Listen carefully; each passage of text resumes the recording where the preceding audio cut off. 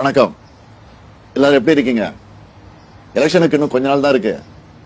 நான் தமிழ்நாடு முழுக்க பிரச்சாரம் பண்ணிட்டு இருந்தாலும் இந்த வீடியோ மூலமா சில விஷயங்களை உங்க எல்லார்கிட்டையும் பேசணும்னு தோணுச்சு.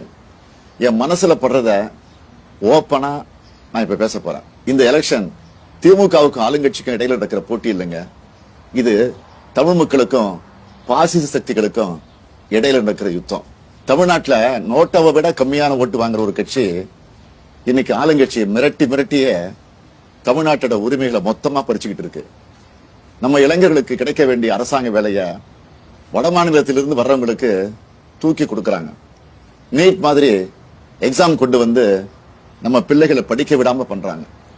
நம்ம விவசாயிகளுடைய நிலத்தை புடுங்கி அவங்க வாழ்வாதாரத்தை கெடுக்கிறாங்க.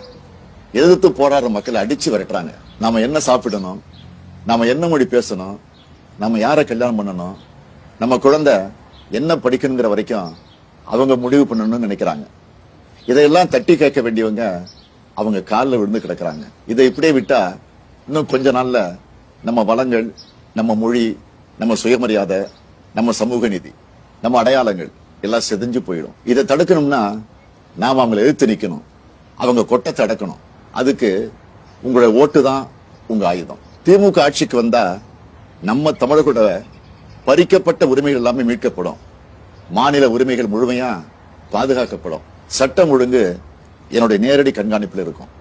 தப்பு செய்யறவங்க யாரா இருந்தாலும், மறுபடியும் சொல்றேன், யாரா இருந்தாலும் பாரபட்சம் இல்லாம நடவடிக்கை எடுப்பேன். பெண்களுக்கு எதிரான குற்றங்கள் இரும்பு கரம் கொண்டு தடுக்கப்படும். திமுக இந்து மதத்துக்கு எதிரானதுன்னு எதிரணியினர் ஒரு பொய்யான குற்றச்சாட்டை பரப்புறாங்க.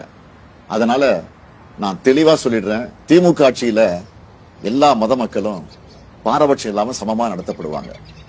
அவங்களோட மத நம்பிக்கைகள் மதிக்கப்படும். சமூக நீதி, சமத்துவம் பாதுகாக்கப்படும். லஞ்சம், ஊழல் இல்லாத நேர்மையான ஆட்சி தான் என்னுடைய முதன்மையான நோக்கம்.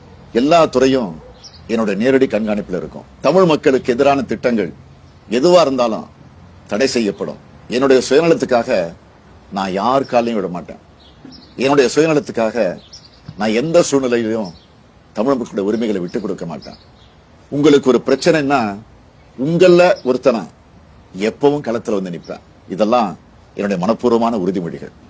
இந்த உறுதிமொழியை நான் என்னோட உசுரா நினைச்சு கடைபிடிப்பேன். இதை நான் மீறினா நீங்க என்னை நேரடியா கேள்வி கேட்கலாம். தமிழ்நாட்டோட விடியலுக்கு என்னோடு துணை நில்லுங்க.